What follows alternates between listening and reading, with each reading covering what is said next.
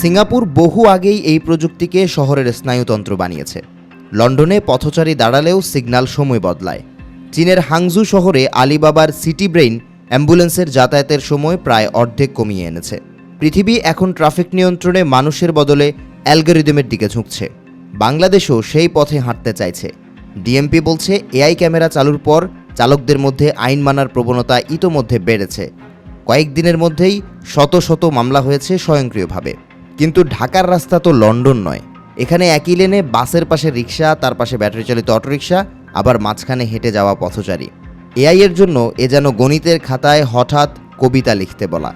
উপরন্তু অস্পষ্ট number plate, digital ট্যাগের অভাব, নষ্ট সিগন্যাল আর ধুলোবালিতে ভরা ক্যামেরা সবই বড় বাধা। বিশেষজ্ঞরাও বলছেন, বাংলাদেশের মতো মিশ্র ট্রাফিক বুঝতে সাধারণ এআই যথেষ্ট নয়। আরেক ভয় সাইবার হামলার। পুরো ট্রাফিক যদি কেন্দ্রীয় সার্ভারে চলে, তবে হ্যাকিংয়ের শিকার হলে এক শহর মুহূর্তে অচল হয়ে যেতে পারে। তবু প্রশ্ন থেকে যায়, ঢাকার ট্রাফিক কি শুধু বাঁশি আর হাতের ইশারায় চলবে, নাকি একসময় সত্যিই স্মার্ট বাংলাদেশের রাস্তায় সিদ্ধান্ত নেবে যন্ত্র? আপনার কি মনে হয়?